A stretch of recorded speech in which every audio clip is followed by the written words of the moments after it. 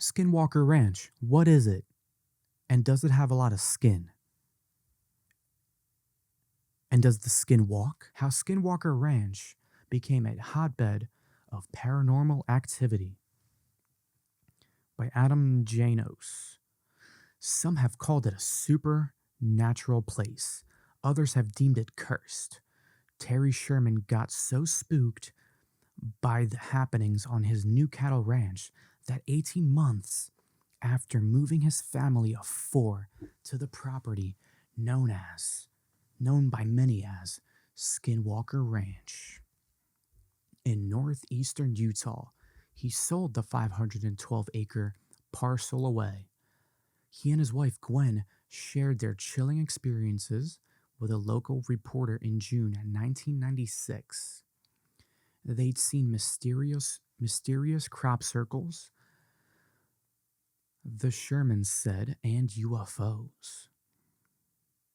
And the systematic and repeated mutilation of their cattle in an oddly surgical and bloodless manner.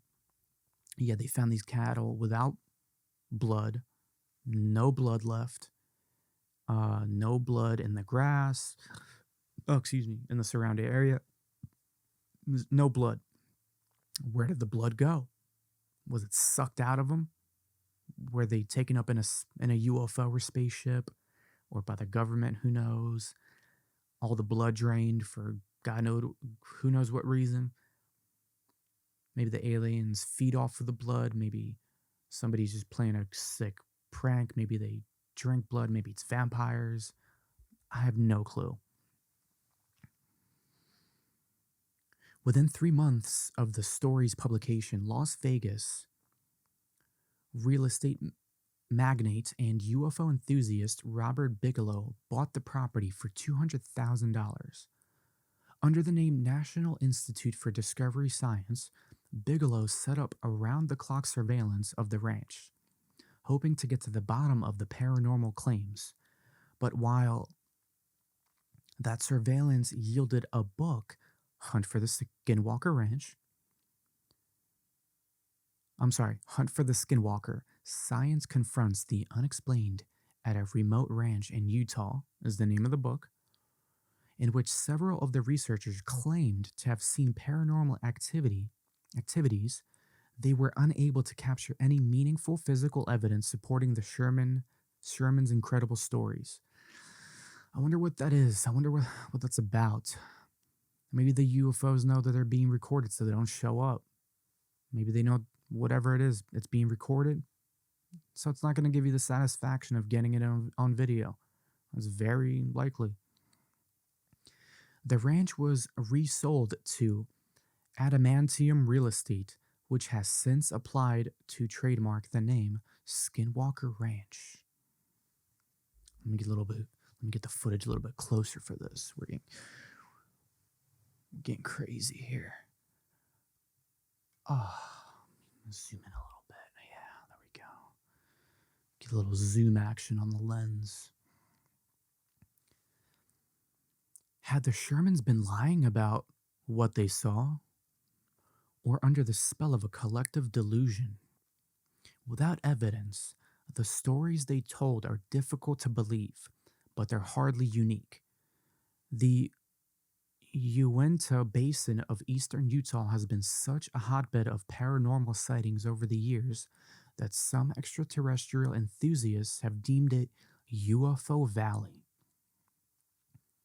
In quotes, you can't throw a rock in southern Utah without hitting somebody who's been abducted. Wow. Local filmmaker Trent Harris told the Deseret News. Damn, that's crazy, man. It's a lot of people being abducted in Utah, huh? Wonder what that's about. Indeed, according to Hunt for the Skinwalker, odd objects have been spotted overhead since the first European explorers arrived. In 1776, that's a long time ago, Franciscan missionary Silvestre Vélez de Escalante wrote about strange fireballs appearing over his campfire in El Rey.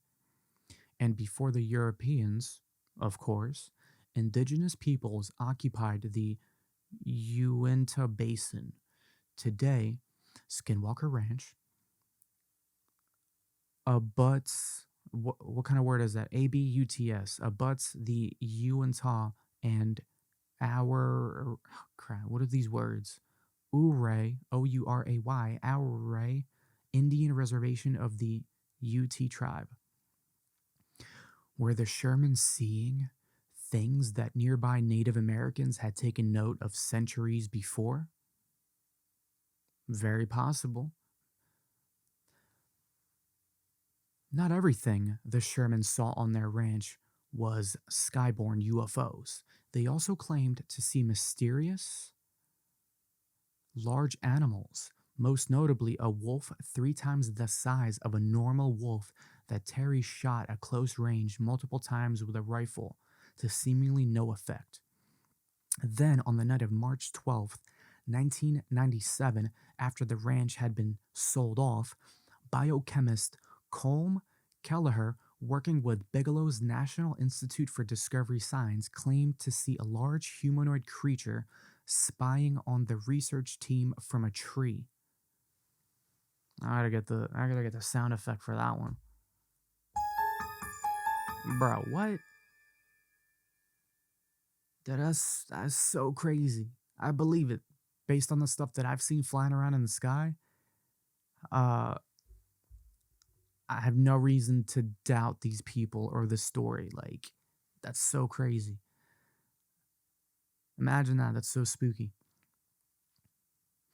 As he detailed in Hunt for the Skinwalker, the creature was approximately 50 yards away, watching the team safely from a tree perch 20 feet off the ground. The large creature that lay motionless, so what, it was laying down, almost casually. Damn, maybe he was wearing a sexy burgundy bathrobe like I am. In the tree, said Kelleher, the only indication of the beast's presence was the penetrating yellow light of the unblinking eyes as they stared fixedly back into the light. What? After Kelleher fired at the creature with a rifle, it disappeared. It was then that I saw it, a single obvious oval track about 6 inches in diameter embedded deeply in the patch of snow. It looked unusual, a single large print in the snow with 2 sharp claws protruding from the rear of the mark going a couple of inches deeper. It almost looked like a bird of prey, maybe a raptor print, but huge and, from the depth of the print, from a very heavy creature. My question is, could it have been a big-ass owl? Is that possible? Could it be a big-ass owl? Apparently some of those owls get really, really big, and they got some piercing eyes. Repeated sightings of human-like creatures that have led some to invoke the name Skinwalker, a shape-shifting character from Navajo tribal folklore. Among the Navajo, skinwalkers are like werewolves, evil witches who can transform themselves into the creatures of their choosing. But Sherman's family ranch was 400 miles north of Navajo Nation. It was next to UT territory, and when the UTs and the Navajo did cross paths, it was an acrimonious relationship, explains historian Sandra Jones, author of Being and Becoming UT.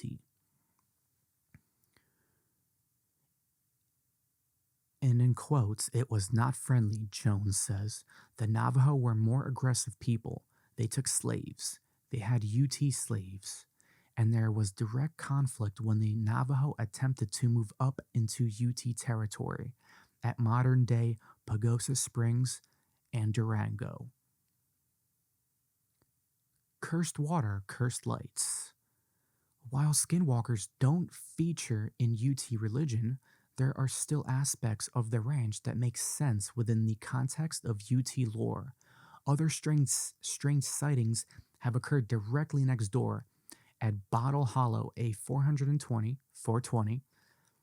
acre man-made reservoir on UT land abutting the ranch, which was filled with fresh water in 1970 by federal government mandate. Hmm, the feds getting involved. Makes you wonder why.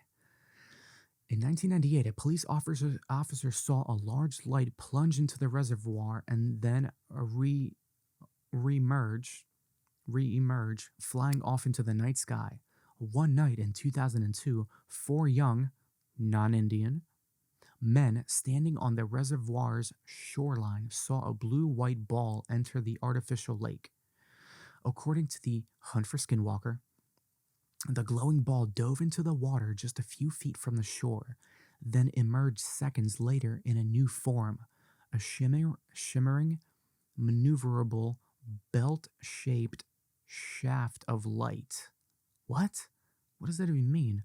A belt-shaped shaft of light.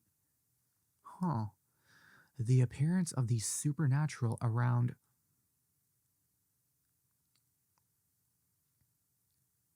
Wait a minute. Uh, after hold up. After performing a brief writhing aerial dance, the belt of light zipped away at a high rate of speed, hugging the ground before disappearing below the top of Skinwalker Ridge. The appearance of the supernatural around Bottle Hollow makes sense with the context of UT belief. According to Jones, amongst the UTs, springs and certain waterways were reservoirs of negative power. There were evil spirits or evil sprites that would rise up out of the water and drag you in. Whoa.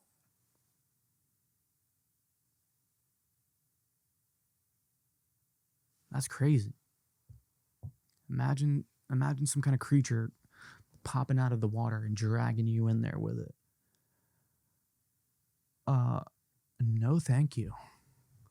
I am good on that. Man, what do you guys think? What do you guys think about Skinwalker Ranch? Do you believe that stuff? Um, I mean, I have to believe it. Did they see a creature in the trees? Probably. What was it? We don't know. They don't know. Could it be something explainable? You know, uh, a big owl, some other kind of possibly undiscovered creature. Maybe. Maybe.